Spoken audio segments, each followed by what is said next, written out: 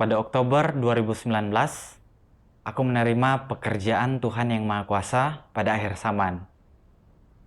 Di pertemuan, aku melihat saudara-saudari mampu mempersekutukan pengalaman dan pemahaman mereka. Mereka mampu membuka diri tentang semua kerusakan dan kekurangan mereka tanpa rasa khawatir. Dan aku sangat iri. Aku juga ingin menjadi orang yang jujur dan mudah membuka diri seperti mereka. Tapi saat aku harus membuka diri, aku tak mampu berkata jujur. Suatu ketika, saudara-saudariku bertanya kepadaku, "Kau masih muda, apakah kau masih pelajar?" Sebenarnya, aku sudah cukup lama tak bersekolah dan hanya memasak dan membersihkan di restoran. Tapi aku takut orang lain akan memandang rendah diriku begitu mereka mengetahui hal ini. Jadi kuberitahu mereka aku masih pelajar. Aku tak terlalu memikirkan jawabanku itu dan hanya terus bekerja. Suatu hari, aku melihat satu bagian firman Tuhan dalam video kesaksian yang membuatku merenungkan diriku sendiri. Engkau harus tahu bahwa Tuhan menyukai mereka yang jujur. Secara hakikat, Tuhan adalah setia. Jadi firman-Nya selalu bisa dipercaya. Tindakan-tindakannya terlebih lagi tidak mengandung kesalahan dan tidak dapat disangkal. Inilah sebabnya Tuhan menyukai mereka yang sepenuhnya jujur kepadanya. Kejujuran berarti memberikan hatimu kepada Tuhan, bersungguh-sungguh kepada Tuhan dalam segala sesuatu, terbuka kepadanya dalam segala sesuatu, tidak pernah menyembunyikan yang sebenarnya, tidak berusaha menipu mereka yang di atas dan di bawahmu, dan tidak melakukan sesuatu semata-mata demi mengambil hati Tuhan. Singkatnya, jujur berarti kudus dalam tindakan dan perkataanmu, dan tidak menipu baik Tuhan maupun manusia. Setelah membaca firman Tuhan, aku mengerti. Tuhan menyukai orang yang jujur. Orang yang jujur mampu dengan mudah membuka diri kepada Tuhan. Tegas dalam segala sesuatu yang mereka lakukan dan katakan. Dan mereka tak berusaha menipu Tuhan atau orang lain. Sedangkan aku, ketika orang lain bertanya kepadaku, "Apakah kau masih pelajar?" Aku bahkan tak mampu berkata jujur karena takut dipandang rendah. Apalagi menjadi orang yang jujur di hadapan Tuhan. Aku sama sekali tidak jujur. Jadi, aku ingin berterus terang kepada orang lain, tapi aku takut mereka akan mengejekku. Tapi pada saat yang sama, tak berkata jujur membuatku merasa gelisah. Jadi, aku berdoa kepada Tuhan, memohon Dia membantuku berlatih mengatakan yang sebenarnya dan menjadi orang yang jujur. Di pertemuan berikutnya, aku membuka diri tentang kerusakanku dan menyingkapkan kebohongan dan penipuanku. Orang lain bukan saja tak memandang rendah diriku, mereka juga mengirimku pesan yang berkata, pengalamanku baik. Hal ini membuatku makin percaya diri untuk menjadi orang yang jujur. Meskipun telah berlatih menjadi orang yang jujur dan mengatakan yang sebenarnya pada kesempatan ini, aku tetap tak menyadari watak jahatku. Dan jika berkenaan dengan hal-hal yang menyangkut reputasi dan kepentinganku, aku tak berdaya selain menyingkapkan watak curangku untuk menyamarkan diri. Kemudian, aku dipilih untuk menjadi pengkhotbah dan bertanggung jawab atas pekerjaan 3 gereja.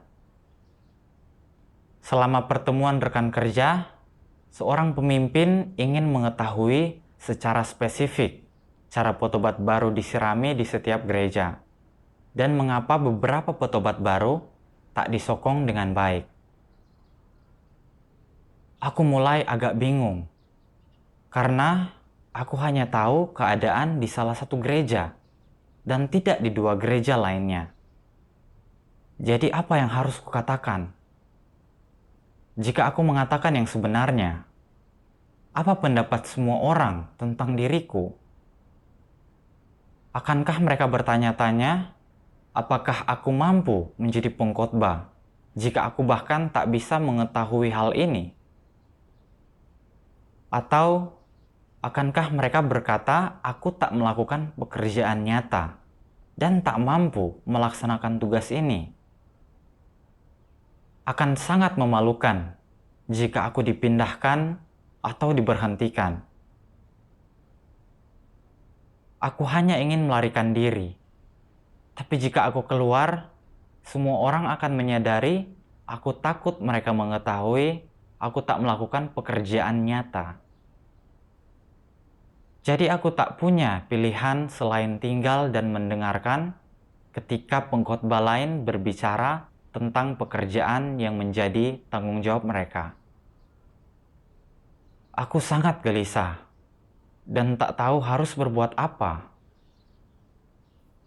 Ketika pemimpin memanggil namaku, aku sangat gugup dan pura-pura tak mendengarnya. Apa katamu? Pemimpin berkata, kami baru saja berbicara tentang penyiraman petobat baru. Ceritakan kepada kami tentang para petobat barumu. Aku sangat terkejut. Aku tak punya pilihan selain berbicara tentang satu gereja yang ku ketahui, tapi tak mau membicarakan dua gereja lainnya. Namun aku khawatir semua orang akan tahu aku belum menindaklanjuti. Jadi kupaksakan diriku untuk bicara dan berbohong. Banyak petobat baru di gereja kedua yang tak disokong dengan baik. Dan karena pandemi, kami tak bisa menghubungi mereka. Aku tak tahu terlalu banyak tentang keadaan di gereja ketiga, karena selama ini aku hanya menindaklanjuti pekerjaan dua gereja lainnya. Aku merasa sangat gelisah setelah mengatakan hal ini, dan takut semua orang mengetahui kebohonganku yang sebenarnya, yang pasti jauh lebih memalukan. Aku merasa tegang di sepanjang pertemuan, dan baru bisa bernapas lega setelah pertemuan selesai. Di luar dugaanku, pemimpin itu lalu menelponku dan bertanya tentang petobat baru yang tak disokong dengan baik karena pandemi. Sudahkah kau meminta staf penyiraman untuk menelpon dan memeriksa keadaan mereka? Aku bingung dengan pertanyaan pemimpin itu. Aku tak tahu keadaannya secara spesifik. Jika aku mengatakan yang sebenarnya, akankah pemimpin tahu aku telah berbohong? Aku tak boleh berkata aku tak tahu. Jadi, aku terus berbohong. Aku sudah berbicara dengan mereka tentang hal itu, tapi beberapa petobat baru tak menjawab telepon mereka. Pemimpin kemudian bertanya, petobat baru yang mana? Kupikir dalam hati, apakah pemimpin terus menanyaiku karena dia tahu aku berbohong? Aku segera menjawab, sepertinya beberapa dari mereka yang baru saja menerima pekerjaan Tuhan. Melihatku tak mampu menerangkan dengan jelas, pemimpin berkata, baiklah, jika kau sudah tahu, beritahu aku. Setelah menutup telepon, aku merasa sangat bersalah. Aku kembali berbohong dan menipu. Jadi aku harus banyak berbohong untuk menutupi kebohongan pertama. Betapa repotnya harus berbohong untuk menutupi kebohongan lainnya. Mengingat kembali pertemuan itu, seorang pengkhotbah berkata bahwa dari 3 gereja yang menjadi tanggung jawabnya, dia tak menyelidiki salah satu darinya. Dia bisa mengatakan yang sebenarnya. Jadi mengapa aku sama sekali tak mampu berkata jujur? Berbohong, menipu, dan memberi kesan palsu seperti ini tak bisa menutupi yang sebenarnya. Tuhan melihat segalanya, dan cepat atau lambat, aku akan tersingkap dan terungkap. Jadi aku berdoa kepada Tuhan. Ya Tuhan, dalam pertemuan hari ini, ketika pemimpin menanyakan pekerjaan, aku tak mengatakan yang sebenarnya dan berbohong. Aku takut semua orang akan memandang rendah diriku jika tahu aku tak melakukan pekerjaan nyata. Tuhan, kumohon bimbinglah aku untuk mengenal diriku sendiri dan menyingkirkan watakku yang rusak. Kemudian, aku menonton video pembacaan satu bagian firman Tuhan. Tuhan Yang Maha Kuasa berfirman, dalam kehidupan sehari-hari mereka, orang banyak mengatakan hal-hal yang tidak berguna, tidak benar, dungu, bodoh, dan membela diri.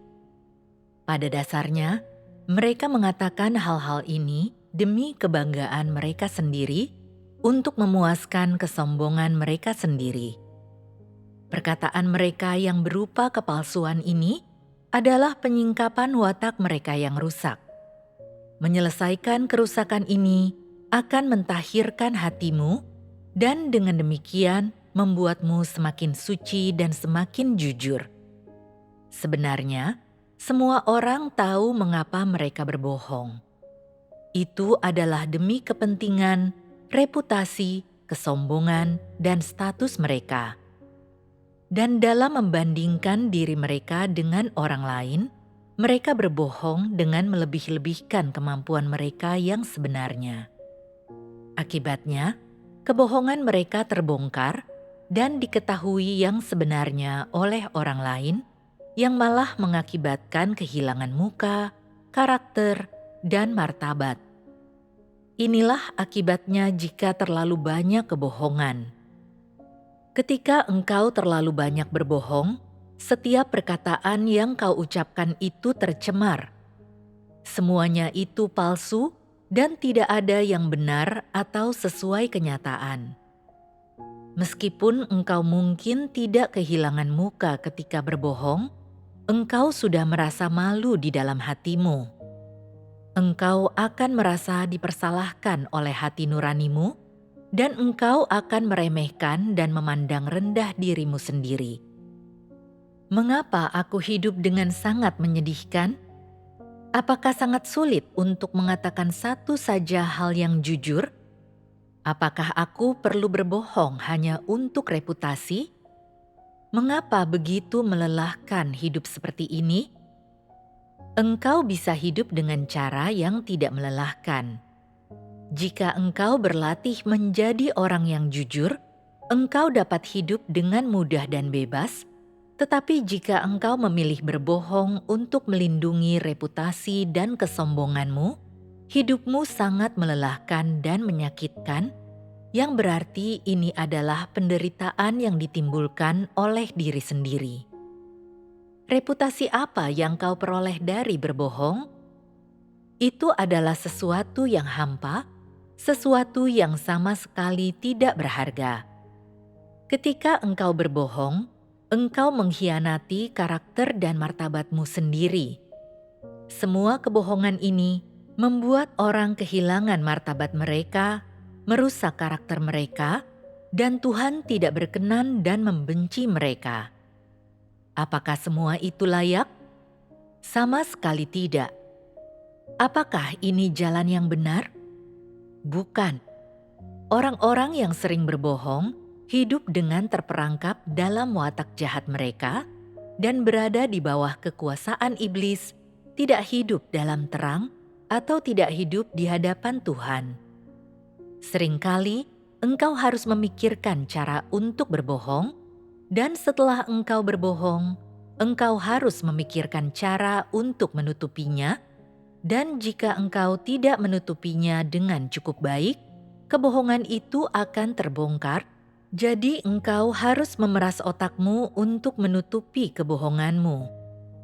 Bukankah ini cara hidup yang melelahkan? Ini terlalu melelahkan. Layakkah hidup seperti itu? Sama sekali tidak.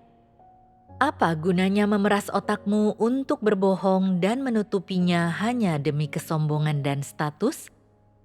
Pada akhirnya, engkau akan merenungkannya dan berkata pada dirimu sendiri, "Mengapa aku menyusahkan diriku sendiri?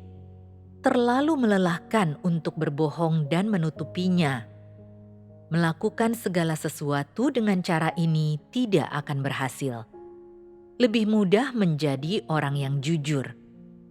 Engkau ingin menjadi orang yang jujur, tetapi engkau tak mampu melepaskan reputasi, kesombongan, dan kepentinganmu. Engkau hanya bisa berbohong dan menggunakan kebohongan untuk mempertahankan hal-hal ini. Engkau mungkin berpikir bahwa menggunakan kebohongan dapat melindungi reputasi, status, dan kesombongan yang kau dambakan, tetapi ini adalah kesalahan besar. Kebohongan tidak hanya gagal melindungi kesombongan dan martabat pribadimu, tetapi yang lebih serius, juga menyebabkanmu kehilangan peluang untuk menerapkan kebenaran dan menjadi orang yang jujur. Meskipun engkau mempertahankan reputasi dan kesombonganmu pada waktu itu, yang hilang darimu adalah kebenaran, dan engkau mengkhianati Tuhan, yang berarti engkau sama sekali kehilangan kesempatan untuk mendapatkan keselamatan Tuhan dan disempurnakan. Ini adalah kerugian terbesar dan penyesalan abadi. Orang yang curang tidak pernah melihat hal ini dengan jelas. Firman Tuhan menyingkapkan keadaanku. Pemimpin ingin tahu tentang keadaan penyiraman di setiap gereja.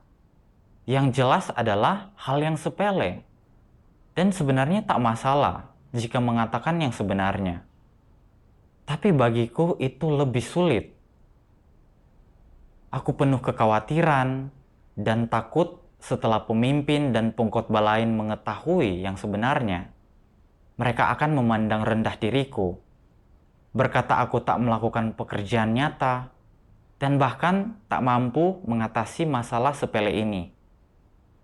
Dan jika aku diberhentikan, itu akan memalukan.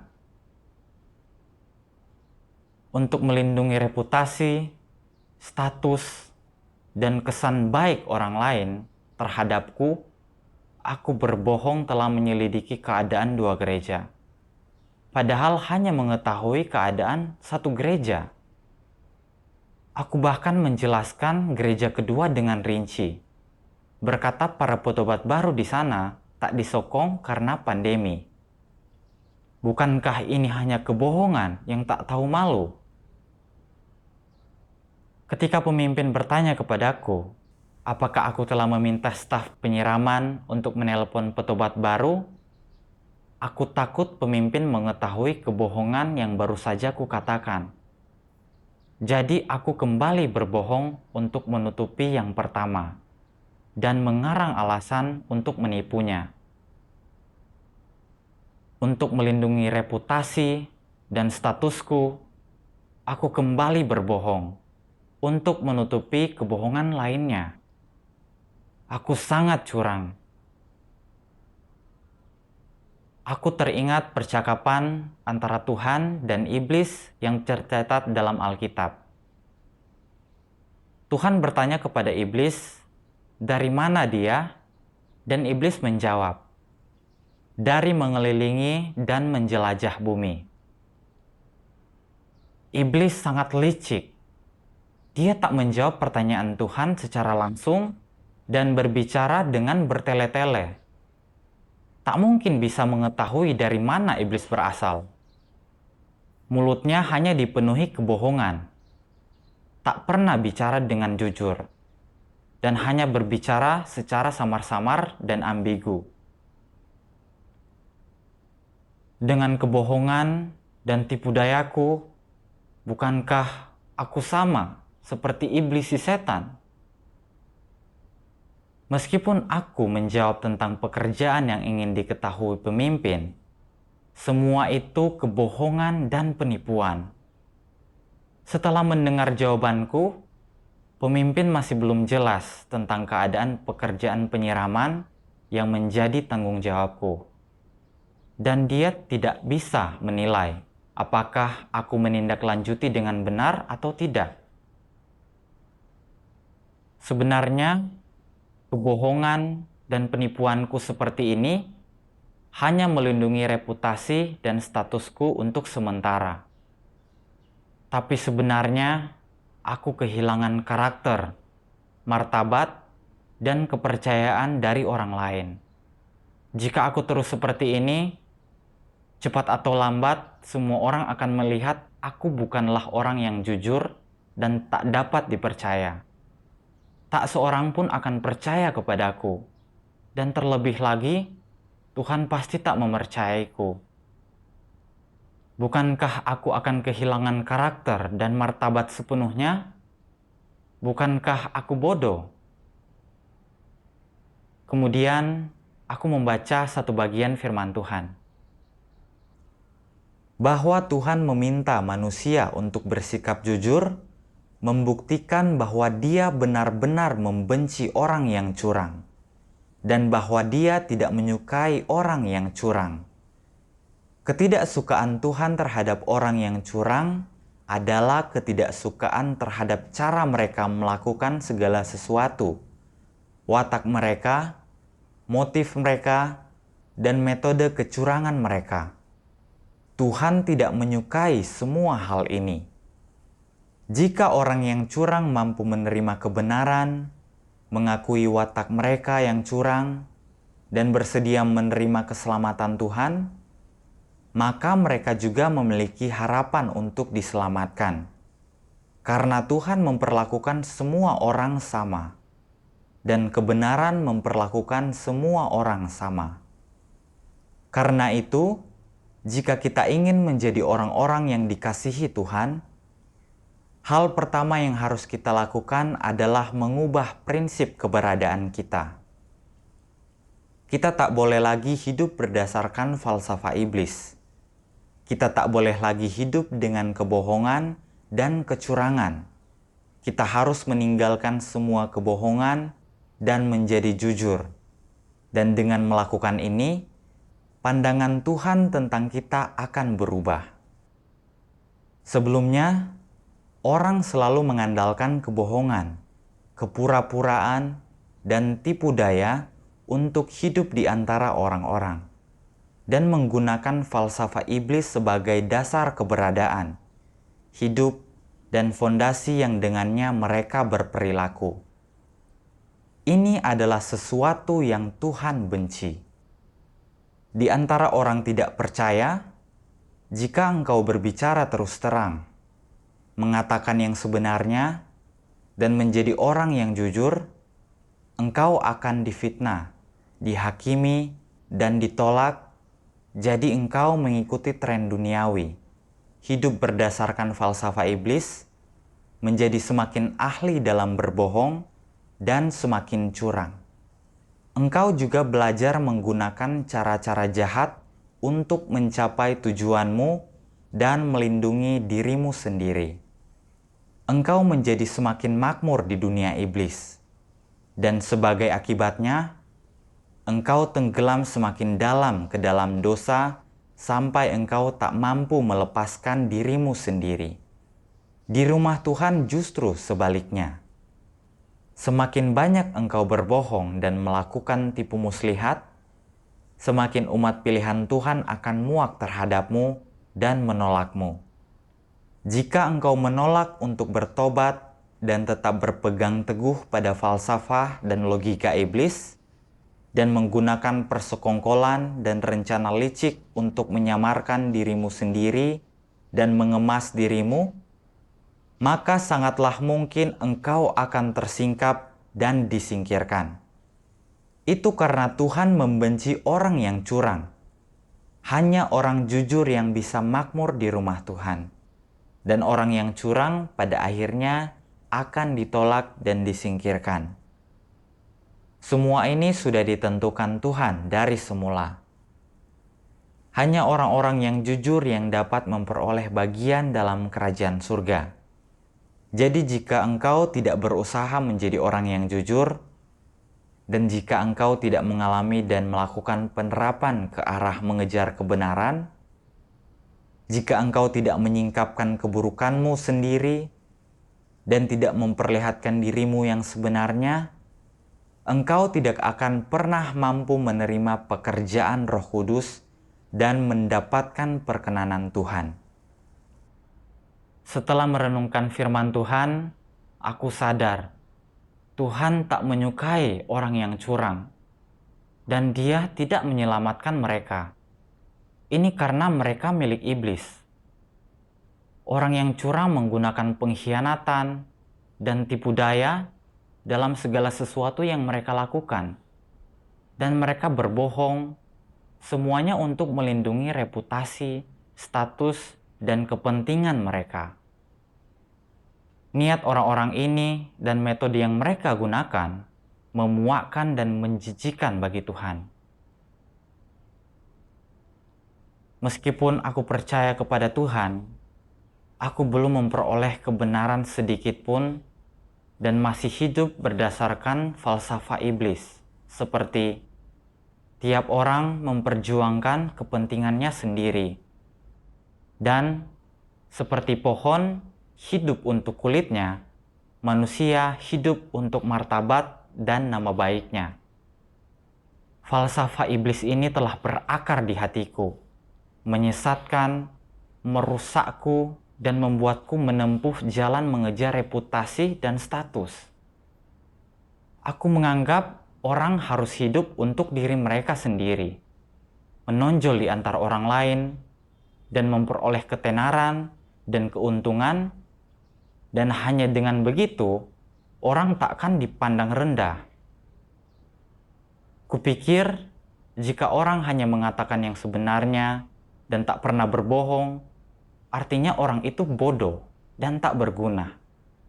Karena itu, aku selalu menipu dan mengarang kebohongan demi kepentinganku sendiri, menjadi makin curang, munafik, dan tak memiliki keserupaan dengan manusia normal. Aku selalu memandang reputasi dan status lebih penting daripada kebenaran, dan rela berbohong dan menentang kebenaran untuk melindungi reputasi dan statusku. Iblis adalah penipu, dan ketika aku berbohong dan menipu seperti ini, bukankah aku sama? Di dunia yang jahat ini, menjadi orang yang jujur dan terus terang tidaklah tepat. Namun di rumah Tuhan justru sebaliknya. Di rumah Tuhan, keadilan dan kebenaran berkuasa. Dan makin orang menipu, makin besar kemungkinan mereka jatuh dan akhirnya semua penipu disingkapkan dan disingkirkan oleh Tuhan. Tuhan berfirman, jika orang ingin diselamatkan, mereka harus memulainya dengan bersikap jujur. Hanya orang-orang yang jujur yang dapat memperoleh bagian dalam kerajaan surga.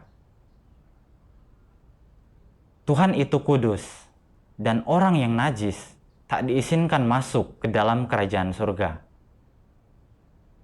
Ketika menyadari hal ini, aku merasa watak Tuhan yang kudus dan benar tidak menoleransi pelanggaran. Dan aku benar-benar menyesal telah berbohong kepada saudara-saudariku. Aku sangat membenci diriku sendiri dan tak pernah mau lagi berbohong atau menipu. Aku ingin menerapkan kebenaran, menjadi orang yang jujur dan berkata jujur dengan semua orang. Aku ingin menarik kebohongan dari mulutku dan kecurangan dari hatiku. Dan dengan demikian, layak mendapatkan perkenanan Tuhan dan masuk ke dalam kerajaan surga. Dalam salah satu perenunganku, aku membaca satu bagian firman Tuhan. Berlatih bersikap jujur mencakup banyak aspek. Dengan kata lain, standar bersikap jujur tidak hanya dicapai melalui satu aspek. Engkau harus memenuhi standar dalam banyak aspek sebelum bisa bersikap jujur. Ada orang-orang yang selalu berpikir bahwa mereka hanya perlu berusaha tidak berbohong agar dapat bersikap jujur. Benarkah pandangan ini? Apakah bersikap jujur semata-mata berarti tidak berbohong? Tidak. Ini juga berkaitan dengan beberapa aspek lainnya. Pertama, apapun yang kau hadapi, entah itu sesuatu yang telah kau lihat dengan mata kepalamu sendiri, atau sesuatu yang telah orang lain katakan kepadamu, baik berinteraksi dengan orang lain maupun menyelesaikan masalah, baik tugas yang harus kau laksanakan maupun sesuatu yang telah Tuhan percayakan kepadamu, engkau harus selalu melakukan pendekatan terhadap hal tersebut dengan hati yang jujur. Bagaimana seharusnya orang berlatih untuk melakukan pendekatan terhadap segala sesuatu dengan hati yang jujur? Katakanlah apa yang kau pikirkan dan bicaralah dengan jujur. Jangan berbicara omong kosong, mengucapkan kosakata lingkup tertentu, atau kata-kata yang terdengar menyenangkan. Jangan mengatakan hal-hal yang menyanjung atau munafik, tetapi ucapkanlah kata-kata yang ada di dalam hatimu. Inilah arti menjadi orang yang jujur. Mengungkapkan pemikiran dan pandangan sebenarnya yang ada di dalam hatimu. Inilah yang seharusnya dilakukan oleh orang yang jujur. Jika engkau tidak pernah mengatakan apa yang kau pikirkan, dan kata-kata itu membusukkan hatimu, dan apa yang kau katakan selalu bertentangan dengan apa yang kau pikirkan, itu bukanlah apa yang dilakukan oleh orang yang jujur. Firman Tuhan memberiku jalan penerapan, entah itu berinteraksi dengan orang lain, atau menangani tugasku. Aku harus memiliki hati yang jujur dalam pendekatanku. Karena aku belum melakukan pekerjaan tindak lanjut, aku harus jujur tentang hal itu. Aku tak boleh memikirkan apakah reputasiku akan dirugikan atau tidak. Berlatih menjadi orang yang jujur sangatlah penting. Di pertemuan rekan kerja berikutnya, aku ingin berinisiatif menyingkapkan kerusakanku, tapi khawatir tentang apa pendapat semua orang tentang diriku. Aku sadar kembali ingin melindungi reputasi dan statusku. Jadi aku berdoa dalam hati kepada Tuhan, memohon Dia membimbingku, memberiku kekuatan, dan memberiku keberanian menyingkapkan kerusakanku. Aku teringat satu bagian firman Tuhan yang pernah kubaca sebelumnya. Jika engkau tidak menerapkan sesuai dengan firman Tuhan, tidak pernah memeriksa rahasia dan kesulitanmu, tidak pernah membuka diri dalam persekutuan dengan orang lain, tidak pernah mempersekutukan, menganalisis, atau mengungkapkan kerusakan dan kesalahan fatalmu kepada mereka, engkau tidak akan dapat diselamatkan. Aku sadar jika aku bukan orang yang jujur, terus menutupi kerusakan dan kekuranganku, tak membuka diri, menyingkapkan, atau menganalisis diriku sendiri, maka aku tak akan pernah menyingkirkan watakku yang rusak, dan aku tak akan pernah diselamatkan. Aku berdoa lagi kepada Tuhan. Tuhan, kumohon berilah aku kekuatan agar aku bisa membuka diri dan menjadi orang yang jujur. Setelah berdoa, aku berinisiatif untuk berterus terang kepada yang lain. Aku telah berbohong di pertemuan terakhir. Ketika pemimpin bertanya tentang penyiraman para petobat baru, sebenarnya aku hanya mengetahui keadaan salah satu gereja, tapi tak mengetahui keadaan dua gereja lainnya. Aku takut jika mengatakan yang sebenarnya, kalian akan memandang rendah diriku. Jadi aku berbohong dan berkata, aku mengetahui keadaan dua gereja itu. Aku telah menipu kalian semua. Setelah mengatakan ini, yang lainnya tak mencela atau memandang rendah diriku. Sebaliknya, mereka berkata itu bagus, karena aku mampu membuka diri dan menjadi orang yang jujur. Setelah menerapkan seperti ini, aku merasa jauh lebih tentram dan tenang. Jika terus menyimpan kebohongan, aku tak akan memiliki kesadaran dan keuntungan ini. Tak lama kemudian, seorang pemimpin tingkat atas bertanya kepadaku, "Apakah saat ini kau telah mengetahui keadaan para pemimpin gereja?"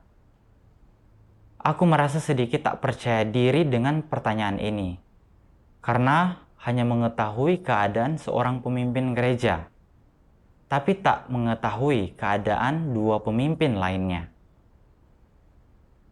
Kupikir dalam hatiku, jika aku mengatakan yang sebenarnya, akankah pemimpin berkata, aku belum melakukan pekerjaan nyata? Jadi aku ingin berkata, aku telah mengetahuinya. Lalu aku sadar kembali ingin berbohong. Jadi aku berdoa kepada Tuhan dan mengatakan yang sebenarnya. Aku hanya mengetahui keadaan seorang pemimpin gereja dan tidak mengetahui keadaan dua pemimpin lainnya. Pada saat ini, pemimpin tak mengkritikku dan malah memberiku beberapa saran. Berkata aku harus menelpon secara lebih teratur tentang keadaan para pemimpin gereja dan segera membantu menyelesaikan kesulitan mereka. Dan dia juga memberiku beberapa arahan untuk diikuti. Aku sadar, makin aku mengatakan yang sebenarnya, menjadi orang yang jujur dan berani menyingkapkan kerusakan dan kekuranganku, makin aku bisa dibantu oleh saudara-saudariku dan mendapatkan keuntungan.